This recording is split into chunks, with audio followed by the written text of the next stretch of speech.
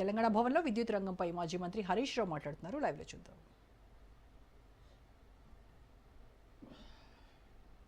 కొబ్బరికాయలు కొడుతుండు మరి ఆనాడు ఏమన్నావు? మరి కొబ్బరికాయలు కొట్టేటప్పుడు యాదికి వస్తలేదు నేను ఆనాడు తాళం వేస్తా అన్నా, దీన్ని మూసేస్తా అన్నా, ఎట్లా కొబ్బరికాయ కొట్టాలి, జ్వరం వచ్చిందని ఇంట్లోనే వాడుకోవచ్చు కదా సపరేట్గా. అంటే గంత నిస్సిగ్గుగా వ్యవహరిస్తూ ఉంది కాంగ్రెస్ పార్టీ.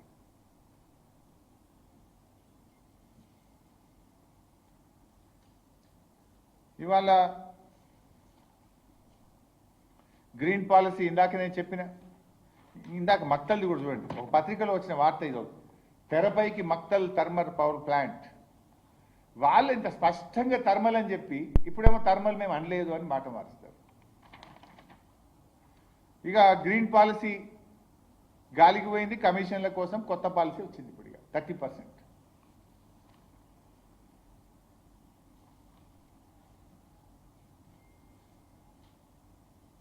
ఇంకోటి విద్యుత్ శాఖలో ఈరోజు చాలా బాధ కలిగే అంశం ఏంటంటే మొత్తం ఆంధ్ర అధికారులతో నింపేస్తున్నారు. తెలంగాణ ఉద్యమం జరిగిందే, తెలంగాణ నీళ్లు మనకు, తెలంగాణ నిధులు మనకు, తెలంగాణ ఉద్యోగాలు మనకు. కేసీఆర్ గారు కష్టపడి 95% లోకల్ రిజర్వేషన్ ఉద్యోగాల్లో సాధించింది కేసీఆర్ గారు. కానీ ఇలా కాంగ్రెస్ ప్రభుత్వం వచ్చినాక అత్యంత కీలకమైనటువంటి పోస్టులో ఈ విద్యుత్ విభాగంలో మొత్తం ఆంధ్ర అధికారులను నింపుతా ఉన్నారు. మేము మచ్చుకు కొన్ని మీ ద్వారా ప్రజల ముందు పెట్టాలనుకుంటున్నాం. ఓన్లీ విద్యుత్ శాఖని, ఇంకా చాలా శాఖలలో చాలా ఉన్నారు. అసలు ఈ ప్రభుత్వం తెలంగాణ ప్రభుత్వం నడుపుతుందా, వెనక నుండి ఆంధ్ర ప్రభుత్వం నడుపుతుందా అని అనుమానాలు కలుగుతూ ఉన్నాయి వీళ్ళ అపాయింట్మెంట్లు చూస్తూ ఉంటే. వరుసపెట్టి ఆంధ్ర ప్రాంతానికి చెందిన వారిని అత్యంత కీలకమైన విభాగాల్లో ఇవాళ విద్యుత్ శాఖలో అపాయింట్ చేసినారు. ఇవాళ జెన్కో డైరెక్టర్, ఎంతోమంది అనుభవం ఉన్న వాళ్ళు తెలంగాణ బిడ్డలు ఉన్నారు. జెన్కోలో ఈ అంటే హైడల్ అండ్ థర్మల్ ప్రాజెక్టుల నిర్మాణము, నిర్వహణ ఎవరికి ఇస్తారు? జనరల్గా తెలంగాణ బిడ్డలు ఎవరన్నా జెన్కోలో పనిచేసే వాళ్ళకు, అంటే ప్రాజెక్టులు కట్టేటప్పుడు కానీ ప్రాజెక్టుల నిర్వహణలో ఉన్నటువంటి అనుభవజ్ఞులైన ఇంజనీర్లను తీసుకోవాలి. వీళ్ళు ఎవరిని తీసుకున్నారు? రాజశేఖర్ రెడ్డి గారని సింగరేణిలో పనిచేసింది. ఆయన ఎన్నడూ జెన్కోలో పనిచేయలే, కరెంటుకు సంబంధం లేదు. సింగరేణిలో పనిచేసి రిటైర్ అయినటువంటి ఒక ఆంధ్ర ఉద్యోగిని తెచ్చి మన తెలంగాణ జెన్కో ప్రాజెక్ట్ డైరెక్టర్గా అపాయింట్ చేసింది. అంటే దీని వెనుక ఎవరున్నారు? ఈ అపాయింట్మెంట్ ఏ రకంగా తెలంగాణకు దోహదం చేస్తుంది, ఉపయోగపడుతుంది? ఆయన ఏమైనా నిష్ణాతుడా అంటే కరెంటు డిపార్ట్మెంట్లో ఎన్నడూ పనిచేయలేదు. పనిచేసింది సింగరేణిలో, రిటైర్ అయిన ఆయన తెచ్చి హైడల్ అండ్ జెన్కో ప్రాజెక్టు నిర్మాణానికి ఈ రాష్ట్రానికి డైరెక్టర్గా అపాయింట్ చేసిండ్రు. ఇది కీలకమైనటువంటి పదవుల్లో అనుభవం లేని పక్క రాష్ట్ర అధికారులను నియమించడం అంటే ఇది తెలంగాణ విద్యుత్ ఇంజనీర్లను, తెలంగాణ ఉద్యోగులను అవమానపరచడం. అట్లే జెన్కోలో ఇదైతే ఇంకా చాలా, నేను కూడా ప్రత్యక్ష సాక్షిని ఆ రోజు ఉద్యమంలో. చాలాసార్లు మీరు కూడా వచ్చారు, విద్యుత్ భవన్ దగ్గర ధర్నాలు చేసినాం మనం చాలాసార్లు. జెన్కోలో కుమార్ రాజా, ఈయన సమైక్యవాది. ఆనాడు విద్యుత్తు రంగ కార్మికులు పెద్ద ఎత్తున ఉద్యమం చేసేవాళ్ళు తెలంగాణ కోసం. చేసేటప్పుడు ఒకసారి విద్యుత్ భవన్ దగ్గర మేము కూడా పోయినాం, ధర్నాలు చేస్తుంటే. అప్పుడు ఈయన కుమార్ రాజా ఆనాడు మన ఉద్యోగులను అవమానపరిచేవాడు. ఆనాడు మన ఉద్యోగులను హెకిల్ చేసినాడు. ఏం తెలంగాణ వస్తుందా, నువ్వేం తెలంగాణ అని హెకిల్ చేస్తూ అవమానపరిస్తే గాయపడ్డ తెలంగాణ విద్యుత్ ఉద్యోగుల హృదయం గాయపడి ఆ రోజు ఈయనను తరిమి కొట్టింది. జలసౌదలో తెలంగాణ ఉద్యమాన్ని అవమానపరిస్తే ఎక్కడొస్తుంది తెలంగాణ, రానే రాదు అని మన తెలంగాణ ప్రజలను, ఉద్యమాన్ని, త్యాగాలను అవమానపరిచే విధంగా మాట్లాడినటువంటి కుమార్ రాజాను తెలంగాణ విద్యుత్ జేఏసీ ఆ రోజు తరిమి కొట్టింది. ఆనాడు తెలంగాణ ఉద్యమకారుల చేతుల్లో తరమబడినటువంటి కుమార్ రాజాను తెచ్చి ఇవాళ విద్యుత్ ఉద్యోగుల మీద డైరెక్టర్గా పెట్టారు జెన్కోలో. ఇది ఉద్యమకారులను అవమానపరచడం కాదా? విద్యుత్ ఉద్యోగులను అవమానపరచడం కాదా?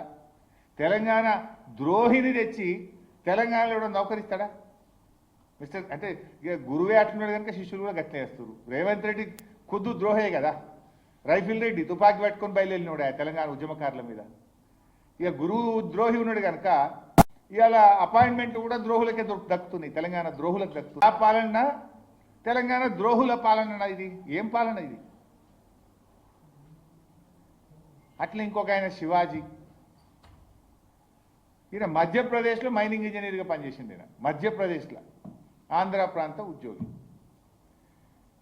ఈయనను ఎస్పీడీసీఎల్లో కీలకమైనటువంటి ప్రాజెక్ట్స్ అండ్ హెచ్ఆర్డీకి డైరెక్టర్గా అపాయింట్ చేసిండ్రు. ఎస్పీడీసీఎల్లో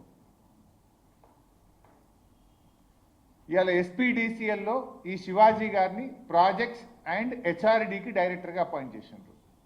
ఈయనకు విద్యుత్తు మీద కనీస అవగాహన లేని వ్యక్తి, సాంకేతిక నైపుణ్యం లేదు, పనిచేసింది మధ్యప్రదేశ్లో, పనిచేసింది కోల్ మైన్స్లో. తెచ్చి ఎస్పీడీసీఎల్లో కీలకమైనటువంటి వింగ్లో ఆయనను డైరెక్టర్గా అపాయింట్ చేసింది. ఇక ఇంకొక ఆయన, ఎంతోమంది తెలంగాణలో వాస్తవానికి సమర్థులైనటువంటి దళిత అధికారులు కూడా ఉన్నారు. చీఫ్ ఇంజనీర్లుగా రిటైర్ అయినటువంటి తెలంగాణ దళిత బిడ్డలు, అనుభవజ్ఞులైన అధికారులు ఉంటే వాళ్ళందరినీ పక్కకు పెట్టి నరసింహులు గారు ఏనాడు కూడా తెలంగాణ గడ్డ మీద పనిచేయలేదు. నరసింహులు గారు తెలంగాణ గడ్డ మీద పనిచేయని, ఇక్కడ విద్యుత్ వ్యవస్థ మీద అవగాహన లేనటువంటి వ్యక్తిని ఆంధ్ర నుండి తెచ్చి ఎస్పీడీసీఎల్ ఆపరేషన్ డైరెక్టర్ పోస్ట్లో పెట్టినారు. ఇది ఎవరి కోసం పెట్టినట్టు? ఎవరు చెప్తే పెట్టినట్టు? ఇది తెలంగాణ జాతి ఆత్మగౌరవాన్ని దెబ్బతీయడం కాదా? తెలంగాణలో 5-6 దళిత రిటైర్డ్ అనుభవజ్ఞులైన చీఫ్ ఇంజనీర్లు ఉన్నారు కదా, మరి వాళ్ళు ఎవరు మీకు మంచిగా అనిపిస్తలేదా? ఓన్లీ ఆంధ్ర వాళ్ళే మంచిగా అనిపిస్తారా మీకు? అట్లే ఇంక చాలా ఉన్నారు. ఒకటి రెండు చెప్తేగా, Redco an important organisation, renewable energy. జనరల్గా గతంలో దీనికి ఒక ఐఏఎస్ ఆఫీసర్ను లేదా ఒక మంచి టెక్నోక్రాట్ను, అనుభవజ్ఞులైనటువంటి ఒక టెక్నోక్రాట్ను రెడ్కోకు సిఎండిగా మనం పెట్టుకునేటువంటి వాళ్ళం. ఇలా ఆంధ్ర ప్రాంతానికి చెందిన జూనియర్ మోస్ట్ అధికారి, అంటే జూనియర్ మోస్ట్ డివిజనల్ ఇంజనీర్గా ఉన్నటువంటి వావిలాల అనిల గారిని తెచ్చి రెడ్కో సిఎండి పోస్ట్ అప్పగించారు. ఇక తెలంగాణలో ఒక్కటి దొరకలేదా నీకు? జెన్కో మన రెడ్కోకు ఒక సిఎండిని పెట్టడానికి వేల మంది రిటైర్డ్ ఇంజనీర్లు ఉన్నారు కదా, ఎంతోమంది సీనియర్ ఐఏఎస్లు ఉన్నారు కదా. ఒక జూనియర్ మోస్ట్ ఎలక్ట్రిసిటీ డివిజనల్ ఇంజనీర్ని తెచ్చి రెడ్కోకు సిఎండిగా పెట్టిన ఘనత ఈ కాంగ్రెస్ ప్రభుత్వాన్ని. అసలు ఎవరు నడుపుతున్నారు ఈ గవర్నమెంట్? తెలంగాణ ప్రభుత్వం నడుపుతుందా, ఆంధ్రప్రదేశ్ ప్రభుత్వం వెనకకెళ్ళి నడుపుతుందా? నాకు డౌట్ వస్తుంది. అసలు ఈ చర్యతోని తెలంగాణలోని సీనియర్ ఇంజనీర్లు, రిటైర్డ్ ఎస్సీలు, సిఈలు, విద్యుత్ ఉద్యోగులందరూ కూడా ఏంది అసలు మేము ఎవరం పనికిరామా, ఈ ప్రభుత్వం పక్క రాష్ట్రంకి వెళ్ళి తెచ్చి రెడ్కో సిఎండి పెట్టుడేందని ముక్కు మీద వేలేస్తున్నారు, చాలా బాధపడుతున్నారు. అనేక సందర్భాలు మేము కలిసినప్పుడు మా దృష్టికి తీసుకొస్తా ఉన్నారు, తమ బాధను మా దృష్టికి తీసుకొస్తా ఉన్నారు. ఇంకా అట్లా చెప్పుకుంటూ పోతే ఏదైతే ఇంకా చాలా ఖతర్నాకున్నాడు. ఇక ఒక ఆయన విపరీతమైన అవినీతి ఆరోపణలు ఎదుర్కొని గతంలో ఏసీబీ రైడ్లో ఉన్నటువంటి వ్యక్తి, ఆంధ్ర ప్రాంతానికి చెందినటువంటి వ్యక్తిని తెచ్చి మొత్తం రాష్ట్రానికి హెడ్ చీఫ్ ఎలక్ట్రికల్ ఇన్స్పెక్టర్ పోస్ట్ని అప్పచెప్పినారు. అత్యంత కీలకమైన పోస్టు చీఫ్ ఎలక్ట్రికల్ ఇన్స్పెక్టర్ పోస్ట్ను ఈ నందకుమార్ గారికి అప్పచెప్పినారు. అసలు పేపర్లలో అయితే ఆయన మీద పుంఖాను వార్తలు వచ్చినాయి. ట్రాన్స్ఫర్కి ఒక రేటు, పోస్టింగ్కి ఒక రేటు, పర్మిషన్ రావాలంటే ఒక రేటు, నెలల తరబడి ఫైళ్ళు పెండింగు, పైసలు ఇస్తే కానీ లంచం ఇస్తే కానీ ఫైల్ కదలదని నేనే ఒక 20 సార్లు 20 పేపర్లు అన్ని పేపర్లలో చదివిన ఆయన గురించి.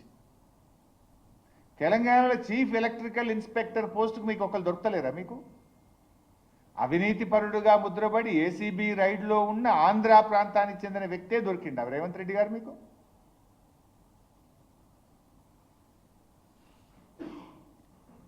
ఇక్కడ ఏమైంది, ఈ ప్రభుత్వం వచ్చినాక green energy open access policy కింద అప్లికేషన్ తీసుకున్నారు రేవంత్ రెడ్డి గారు ప్రభుత్వం. ఒక్కొక్క అప్లికేషన్ ఫీజు 25,000 రూపాయలు కట్టి అప్లికేషన్ పెట్టుకోమన్నారు. దాదాపు ఒక 600 కోట్లు వచ్చినాయి రాష్ట్ర ప్రభుత్వానికి, అప్లికేషన్ల మీద 600 కోట్లు వచ్చినాయి. ఏది ఇండస్ట్రీ. మహబూబ్ నగర్ జిల్లా మక్తల్లో సీఎం రేవంత్ రెడ్డి పర్యటిస్తున్నారు. రేవంత్ రెడ్డి మాట్లాడుతున్నారు, లైవ్ లో చూద్దాం.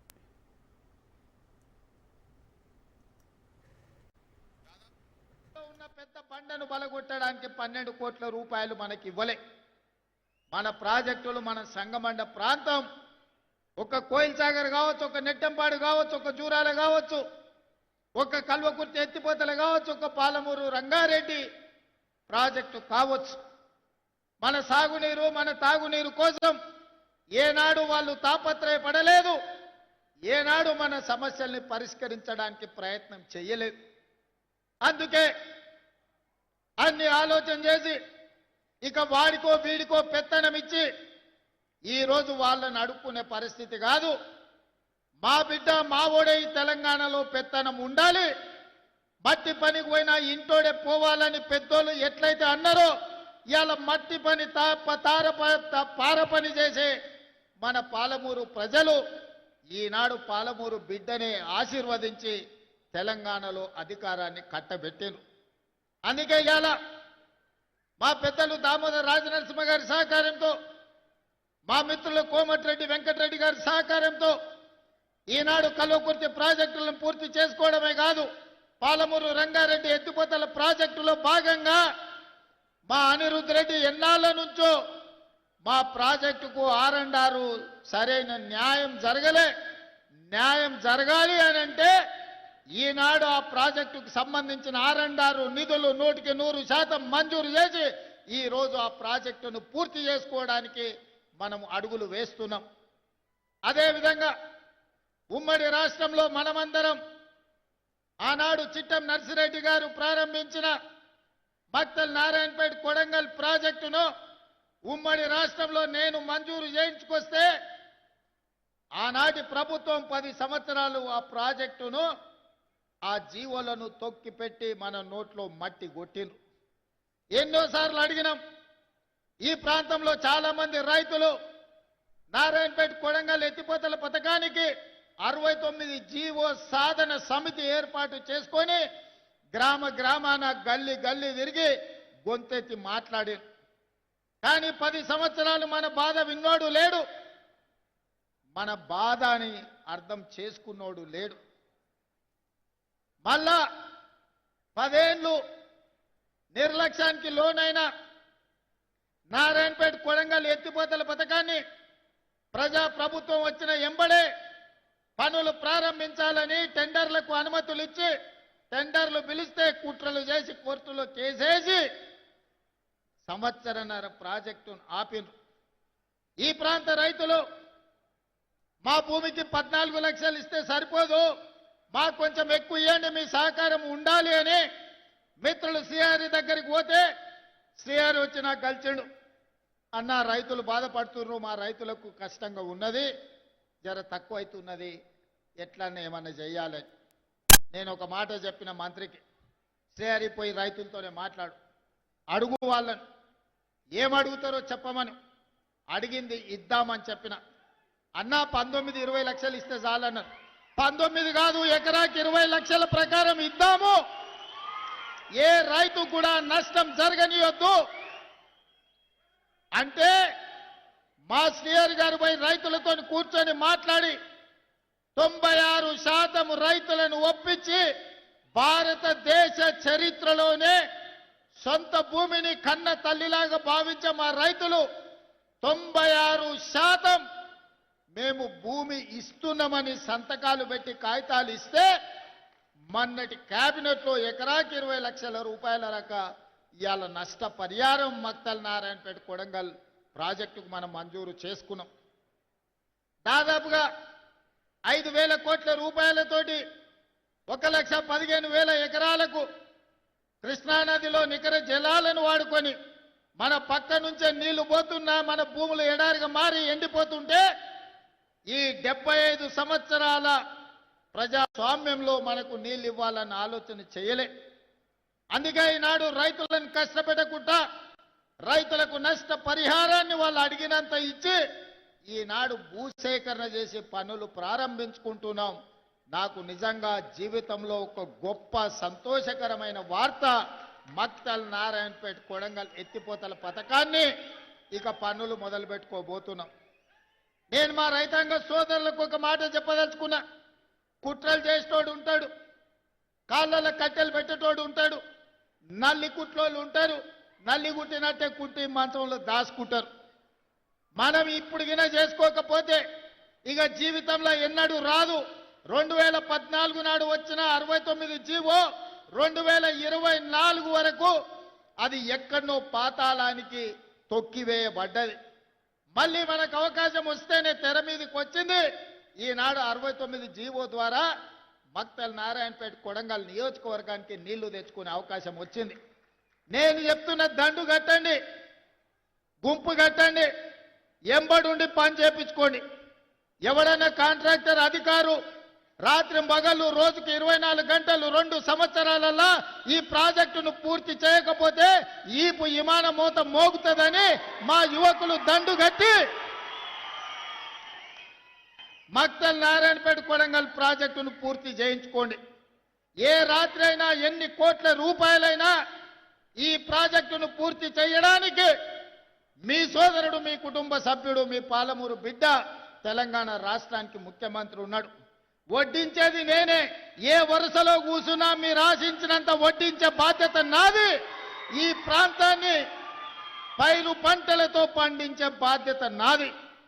పాడి పంటలు పాలమూరులో పండాలి, ఈ దేశానికి ఆదర్శంగా ఉండాలి. దానికి మా యువకులు నడుము బిగించాలి. అదేవిధంగా ఇరిగేషనే కాదు, ఎడ్యుకేషన్ని కూడా ఒక ప్రాధాన్యత కింద తీసుకున్నాం. మనం వెనుకబడడానికి, మన పిల్లలు వలసలు కూలీలు కావడానికి కారణం మన పిల్లలు ఉన్నత చదువులు చదువుకోకపోవడం, మన పిల్లలు బడికి పోకపోవడం, మన పిల్లలకు నాణ్యమైన విద్య అందకపోవడం. తద్వారా ఈ ప్రాంతంలో ఉన్న పేదలు 90% ఎస్సీ, ఎస్టీ, బీసీ, మైనారిటీ పిల్లలు ఎవరైతే ఉన్నారో ఈరోజు చదువుకు దూరమైనరు, వ్యవసాయ కూలీలుగా మారిన వలసలు పోతున్నారు. ఈ సమస్యను గుర్తించినాం కాబట్టి తండాలలో, గూడాలలో, మారుమూల పల్లెలో ప్రతి పేదవాడి బిడ్డకు విద్యను అందించాలి. విద్య ద్వారానే వాళ్ళు గుణవంతులు, శ్రీమంతులు అవుతారని గుర్తించి ఈనాడు విద్యకు అత్యంత ప్రాధాన్యత ఇచ్చినాం. అందుకే ఈనాడు ఈ జిల్లాలో ప్రతి నియోజకవర్గానికి young India integrated residential school అని ఈనాడు మక్తల్లో కూడా పనులు ప్రారంభించుకున్నాం. 25 ఎకరాలలో భూమి అందుబాటులో లేకుంటే భూసేకరణ చేసి నష్టపరిహారం ఇచ్చి ఈనాడు 200 కోట్ల రూపాయలతో young India integrated residential school 14 నియోజకవర్గాలలో.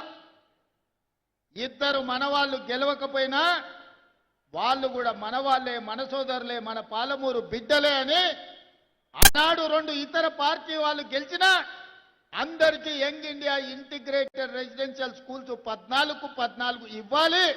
2800 కోట్ల రూపాయలు చదువులకు ఖర్చు పెట్టాలి అని ఇవాళ ప్రభుత్వం నిర్ణయం తీసుకున్నది.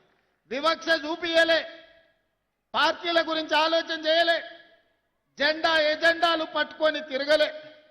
ఎవరైనా మన వాళ్ళే, మన సోదరులే. మన జిల్లాకు, మన ప్రాంతానికి న్యాయం చేసే అవకాశం, అధికారం మన చేతిలో ఉంది. అందుకే ఈ జిల్లాలో ఎవరు ఎమ్మెల్యే అయినా వాళ్ళు నా వాళ్ళే, మన వాళ్ళే. ఆ ప్రాంతాన్ని అభివృద్ధి చెయ్యాలి అని ఈనాడు పాలమూరులో మనం నిధులను విడుదల చేసుకుంటున్నాం.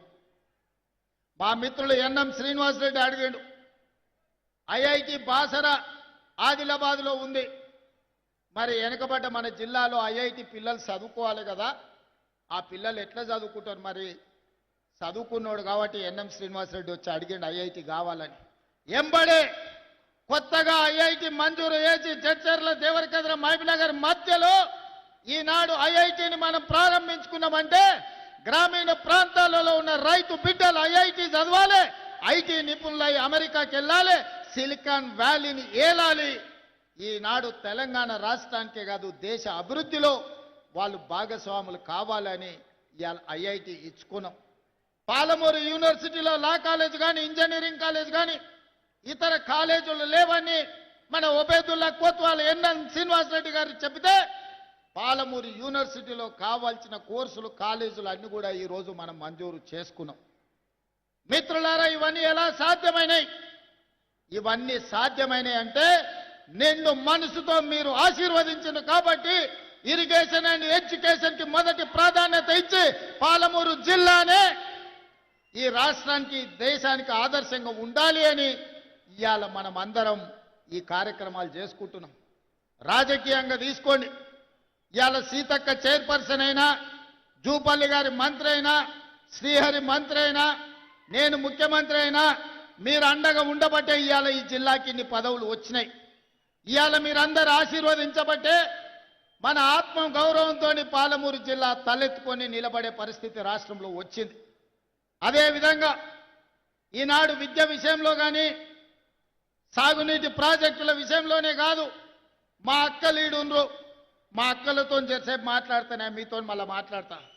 అక్క ఎన్నడన్నా అమ్మగారింటికి పోవాలన్నా, అమ్మవారిని దర్శించుకోవాలన్నా బస్సు కిరాయి పైసలు ఇంటి ఆయనని అడగాలి. ఇంటి ఆయన లేకపోతే కొడుకుని అడగాలి, వాడు పిల్లగాడైనా. ఇక వాడు ఇప్పుడు కాదు పో, మళ్ళా చూద్దాం దసరా పండుగ పోతారా అంటే వాడు సంక్రాంతి పండుగ పోదులే, ఇప్పుడు అమ్మగారి ఇంటికాడ ఏం దాచిపెట్టినావు బుర్కలాడ్డు ఉన్నదా అని అంటే మనసులో బాధ అయినా దుఃఖం దిగమింగుకొని మా అక్కలు మళ్ళా పండుగ వచ్చినప్పుడు చూద్దాం కానీ అమ్మగారి ఇంటికి అమ్మని చూడని కానీ అనుకునేది. అవునా అక్క? ఇవాళ మరి మీ తమ్ముడు మీ బిడ్డ రేవంత్ రెడ్డి ఆయనకి ఎవరన్నా బస్సులో ₹1 అడిగిరా అక్క? ఏడ చెయ్యి చూపిస్తే ఆడ బస్సు ఆపుతురా, ఏడ కావాలంటే ఆడ దించొస్తురా? ఇవాళ ఈ స్వతంత్రం స్వేచ్ఛ ఆర్టీసీ రాష్ట్రం మొత్తం ఆడబిడ్డలు ఉచితంగా ప్రయాణం చేస్తురంటే మీ బిడ్డ, మీ తమ్ముడో, మీ అన్ననో ఈ తెలంగాణ రాష్ట్రానికి ముఖ్యమంత్రి ఉన్నాకే కదా. పడనోడు, కారు గుర్తున్నోడు, కారులో తిరిగేటోడు ఆడబిడ్డలు బస్సులో ఉచితంగా ఎట్లు ఇస్తారని ఆటో వాళ్ళని తయారు చేసి మీ వీరికి పంచాయతీకి తోలింది. ఏందే వాళ్ళు చెప్పేదంటే ఆడబిడ్డలకు బస్సులో ఉచిత ప్రయాణం ఉంటే ఆటో ఎక్కలేరు, ఆడబిడ్డలు అంతో ఇంతో రూపాయి కూడబెడితే వాళ్ళ పిల్లల చదువులకు వస్తాయి కాబట్టి అవి గుంజుకుంటే చదువు రాకుండా పిల్లలు తిరుగుతారని మిమ్మల్ని దెబ్బతీయనికి ఆటో వాళ్ళని నా మీదకి పంచాయతీకి తోలేరు. నేను చెప్పిన ఆ కారు గుర్తోని చెప్పినా, వచ్చినోని చెప్పినా, ఒరే నన్ను అంటే అన్నారు, తిట్టారు కానీ మా అక్కల దగ్గరకు పోయారంటే పొరకట్ట తీసుకొని చీపురు కట్ట తీసుకొని సింగారిస్తారు మిమ్మల్ని. సాయంత్రం పూట దొరుకుతారంటే సలాకి కాసి వాత పెడతారు. ఎందుకంటే మా మక్తల్ నారాయణపేట కొడంగల్ దిక్కు జొన్న రొట్టెలు మనం ఎక్కువ, అవునా? సాయంత్రం అయితే రొట్టెలు చేసుకుంటాం కదా, సలాకి కాల్చి మా అక్కలకు దొరికిరంటే వాత పెడతారు. మీరు మా అక్కల దగ్గర పోకుర్రా, ఇక జర ఎక్కువైందంటే కళ్ళల్లో కారం కూడా పెడతారు, మామిడికాయ తొక్కు పెడతారు కళ్ళల్లో. అది చెప్పిన కళ్ళల్లో నిప్పులు పోసుకుంటారు మా అక్కలు ఆర్టీసీ బస్సులో పోతే. ఆ ఎల్లా రేషన్ షాపుకు పోయి బియ్యం తెచ్చుకుంటే పశువుల దానాలకు ఇచ్చేది, లేకపోతే ఆడ తెచ్చుకొని ₹11 అమ్ముకునేది. ఎన్నడన్నా బుక్కెడు బువ్వ దొడ్డు బియ్యం ఎన్నడన్నా వండుకొని తిన్నామా అక్క? మనము ఎన్నడన్నా చూసినామా? నేను ఆలోచన చేసిన, మా అక్కలే తినలేకపోతుర్రు, ఆ తిండి చిన్నపిల్లలకు, సంటి పిల్లలకు ఎట్లా పెట్టుకుంటారు? ప్రాణప్రదంగా చూసుకునే పిల్లలకు పెట్టరు. మరి ఏం చేయాలని ఆలోచన చేసిన, నా ఇంట్లో నా మనవనికి పెట్టే భోజనం ఏం వండుతుండ్రో చూసిన సన్న బియ్యంతో ఆయనకు పెడుతురు. మరి నా ఇంట్లో పిల్లలు సన్నబియ్యం తిన్నప్పుడు మా అక్కల ఇంట్లో పిల్లలు సన్నబియ్యం ఎందుకు తినొద్దని ఇవాళ సన్నబియ్యం ఇస్తలేనా అక్క? ఇవాళ మనం ఇచ్చే బియ్యం మా అక్కలు లైన్లో నిలబడి డీలర్ ఏమైనా కింద మీద చేద్దామంటే డీలరు నువ్వు ఢిల్లీకి చేయకు, నా బియ్యం నాకు కావాలి, ఈపులు వలుతాయని మా అక్కలు పోయి లైన్లో వాడి సన్నబియ్యం తెచ్చుకుంటారు. ఇవాళ ఇంటింటికి సన్నబియ్యం వస్తున్నాయా లేవా అక్క? ఇవాళ వంటండి మనం తిన్నదే కదా, మన పిల్లలకు కూడా పెడుతురు కదా. ఇవాళ కడుపు నిండా బుక్కెడు పువ్వ సన్నబియ్యం తింటున్నాం అంటే ఇందిరమ్మ రాజ్యంలో సాధ్యం అయింది కదా, అవునా కాదా? కరెంటు బిల్లు అలా మీరు ఇంటి పనో, పాసి పనో, కూలి పనో చేసి ఉపాధి హామీ కూలి పని చేస్తే వచ్చిన పైసలు కరెంటు బిల్లు కట్టారు. ఇవాళ ఇంటికి కరెంటు బిల్లు కట్టే బాధ తప్పించిన కదా, ఇవాళ సన్నబియ్యం ఇచ్చిన కదా, ఇవాళ బస్సు ఉచితంగా ఇచ్చిన కదా.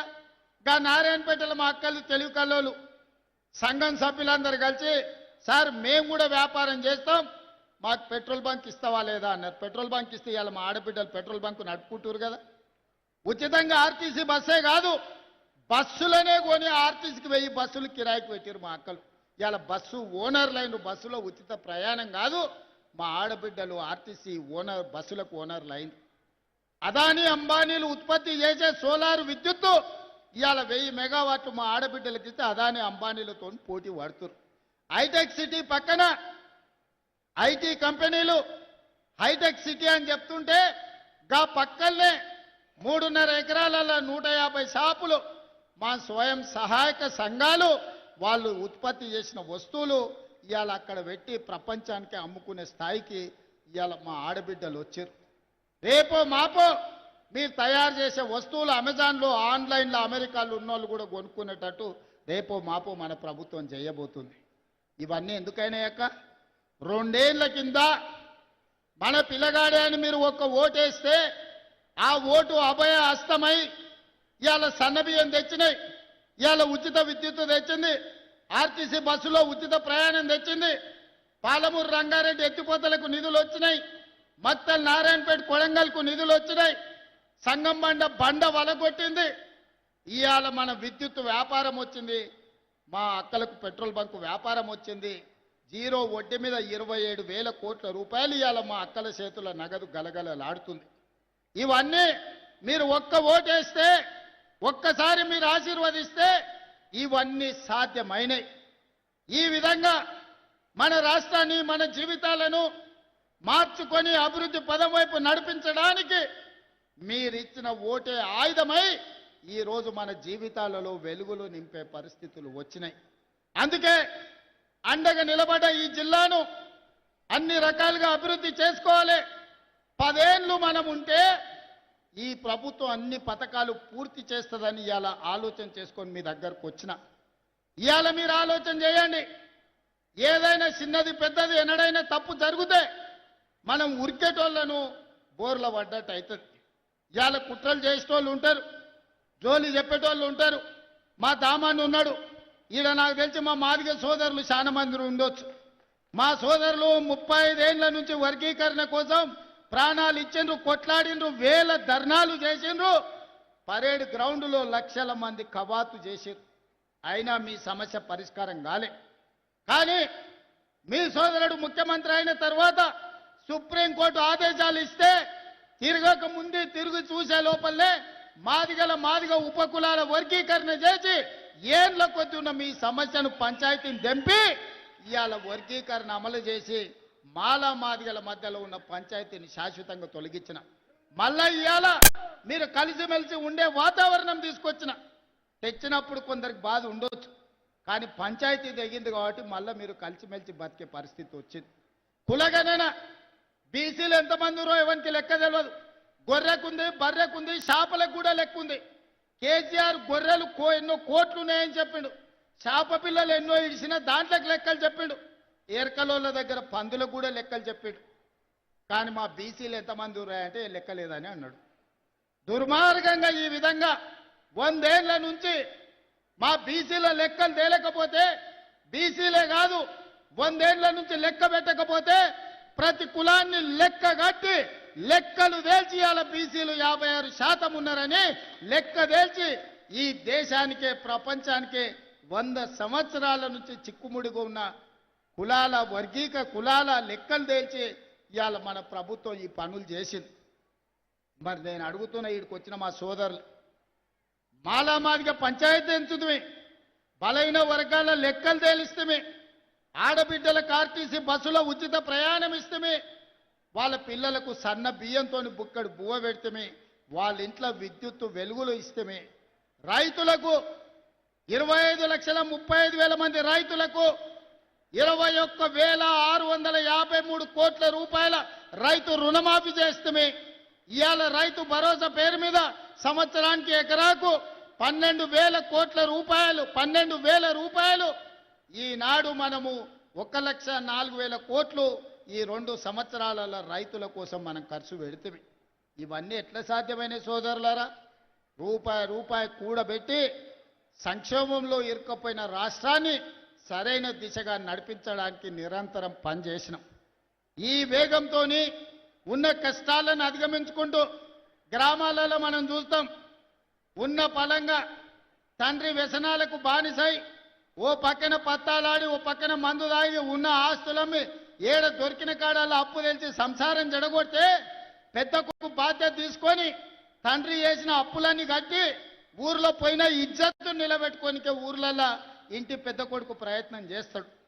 అట్లనే ఇవాళ మీ పాలమూరు బిడ్డ ఈ తెలంగాణ రాష్ట్రానికి పెద్ద కొడుకుగా మారి 8 లక్షల కోట్ల రూపాయలు కేసీఆర్ అప్పు చేస్తే కన్నోన్ని కాళ్ళు పట్టుకొని కడుపులో తలకాయ పెట్టి అప్పులు చెల్లించుకుంటూ ఇన్ని సంక్షేమ కార్యక్రమాలు చేసుకుంటూ నా గడ్డ పాలమూరు జిల్లాకు ఇవాళ 1000 కోట్ల రూపాయలు అభివృద్ధి కోసం అందిస్తున్నా.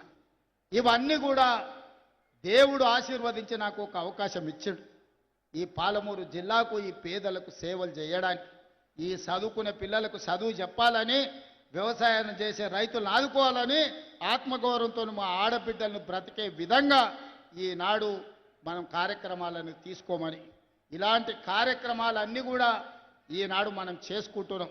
అందుకే ఇక్కడికి వచ్చిన మా సోదరులను, మా కుటుంబ సభ్యులను ఊరికి పోతేనే వస్తూనే ఉంటాడు ఎవడో ఒకటి చీకట్ల. సీసాన్ని ఇస్తా అంటాడు, ఆఫ్ అని అంటాడు, ఫుల్ అని అంటాడు. నువ్వు ఒక్కసారి ఓటేస్తావు అంటే అక్క ఇక సంగతి నా సంగతి చూడు అంటాడు. ఎవరికోనికి తలమాసినోని కేసి ఈ ప్రభుత్వానికి కాళ్ళలో కట్టబెట్టేటోని మీరు సర్పంచ్ చేస్తారంటే ఇవాళ ఊరు దెబ్బతింటది.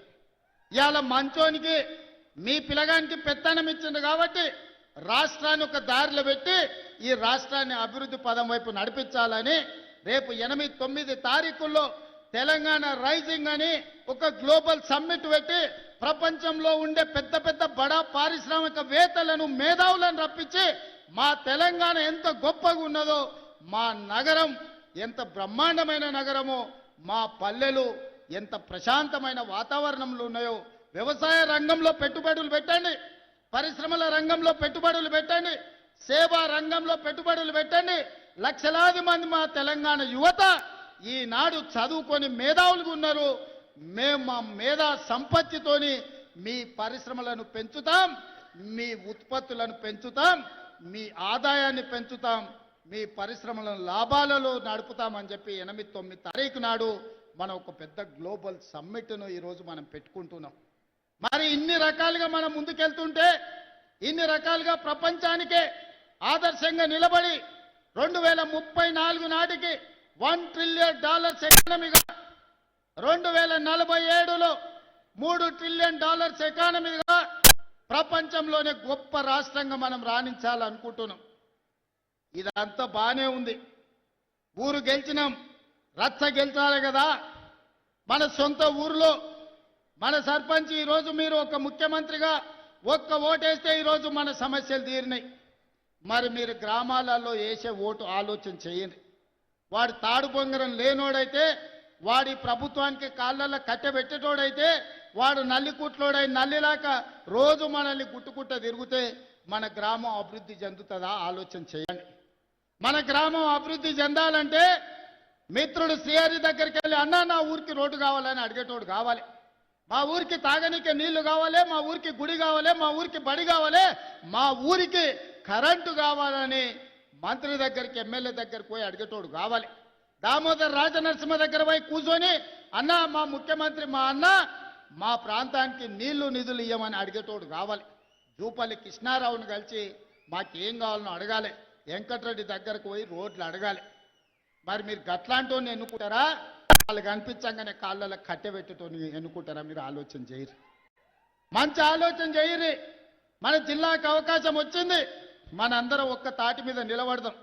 ఏమైతుందా 10 ఏళ్ళు పార్టీలు పక్కన పెడదాం, మనందరం ఒక్క మాట మీద నిలబడదాం. 10 ఏళ్ళు 75 ఏళ్ళ నుంచి ఎవరెవరిని కోట్లేసినామా, 10 ఏళ్ళు మనం కలిసి ఉందాం. మన పాలమూరును పసిడి పంటలతోని అభివృద్ధి చేసుకుందాం. మన పాలమూరుని విద్యలో ముందు ఉండేటట్టు దేశానికి ఆదర్శంగా ఉన్న జైపాల్ రెడ్డిని ఇచ్చిన పాలమూరు ఇది. మొట్టమొదటి ముఖ్యమంత్రి ఇచ్చిన బూర్గుల రామకృష్ణారావుది ఈ జిల్లా. ఈనాడు మీ బిడ్డ తెలంగాణకు బాధ్యత వహిస్తుంది. ఈ జిల్లా అంతా ఏకం కావాలా లేదా ఆలోచన చేయండి. వారినో వీరినో ఎవరి మాటలో నమ్మి ఫుల్లుకో ఆపుకో ఫుల్లుకో మనం ఓటేమనుక నేస్తామంటే తప్పని గోస, ఇక వాడు పెట్టే తిప్పలు లెక్కకు మించినాయి. అందుకే మంచి ఆలోచన చేయండి, మంచి మనుషులని ఈ ప్రభుత్వంతో కలిసి పనిచేసి మీ గ్రామాలను అభివృద్ధి చేసుకునేటోళ్ళని సర్పంచులుగా గెలిపించుకోరు. మంచోడు సర్పంచ్ అయితే ఊరు బాగుపడుతుంది, ముంచటోడు సర్పంచ్ అయితే ఉన్నది కూడా గుంజుకుంటాడు. ఇంతకంటే ఇక నేను ఎక్కువ చెప్పదలుచుకోలే. అంటే వాడు పోయి బొడ్రాయి కాడ కూర్చొని ఫోన్ చేసి మళ్ళీ ఇంటికి వచ్చిన ఇంకేమన్నా ఉంటే పెట్టాలి. అట్లాంటి వానికి మాత్రం ఓటు వేయకండి. ఎవడైనా మన సమస్యలు తెలవాలి, మనతో ఉండాలి, మన సమస్యలు పరిష్కరించడానికి ప్రభుత్వంతో కలిసి పనిచేయాలి. అట్లాంటోనే రేపు జరగబోయే సర్పంచ్ ఎన్నికలలో ఎన్నుకోండి. ఇప్పుడు నిధులు వస్తాయి, గ్రామాలను అభివృద్ధి చేసుకుందాం. జాగ్రత్తగా ఆలోచన చేసి మన ఎట్లయితే అసెంబ్లీ ఎన్నికలప్పుడు ఎట్లా ఆశీర్వదించిండ్రో ఈనాడు కూడా అట్లే ఆశీర్వదించి సర్పంచులను గెలిపించండి. మీకు నిధులు ఇచ్చే బాధ్యత నాది, మీకు నీళ్ళు ఇచ్చే బాధ్యత నాది, మీకు విద్యను అందించే బాధ్యత నాది, రైతులు పండించిన పంటకు బోనస్ ఇచ్చి కొనుగోలు చేసే బాధ్యత నాది, ఆగిపోయిన ప్రాజెక్టులను పూర్తి చేసే బాధ్యత నాది. ఈ బిడ్డకు అండగా నిలబడండి. 10 ఏళ్ళు ఎదురులేని పాలమూరు జిల్లాను 100 ఏళ్లకు అవసరమైన అభివృద్ధిని చేసుకుందామని మీ అందరికీ విజ్ఞప్తి చేస్తూ మీ అందరి దగ్గర సెలవు తీసుకుంటున్నా. మీరందరూ ఆశీర్వదిస్తారు కదా, ఆశీర్వదిస్తారా? మీరందరూ ఆశీర్వదించడానికి సిద్ధమా? మా అక్కలు చెప్పాలి, చెయ్యెత్తాలి, ఆశీర్వదించ మా అక్కలంతా. మా అక్కలందరూ ఆశీర్వదించినట్టే కదా. గట్టిగా సప్పట్లు కొట్టి వినిపించాలి, ఢిల్లీకి వినిపించాలి గట్టిగా. మా యువకులు అప్పటి నుంచి ఉత్సాహం చూపిస్తారు, సీటీలు కొడుతున్నారు కదా, ఇప్పుడు కొట్టురు సీటీలు. ఢిల్లీకి వినిపించాలి, ఒకనొకని గుండె వలగాలి. పాలమూరు గడ్డ ఏకమైంది. ఇక పాలమూరు జిల్లాల కాలు వెట్టనిక జాగా లేదని ఆ దుర్మార్గుల గుండెలు ఆగిపోవాలి. పాలమూరు జిల్లాలో నీళ్లు పారాలి. మీ అందరి ఆశీర్వాదం తీసుకొని మొత్తం తెలంగాణ నలుమూలలో తిరుగుతా డిసెంబర్ 8, 9 నాడు మనం భారత్ ఫ్యూచర్ సిటీలో గ్లోబల్ సమ్మిట్ చేసుకుంటున్నాం. పట్నందికు పోయేటోళ్ళందరూ ఓ సూపు అక్కడికి వచ్చి చూసిపోరు మనం ఎంత మంచిగా చేసుకుంటున్నాం. ధన్యవాదాలు సోదరులారా.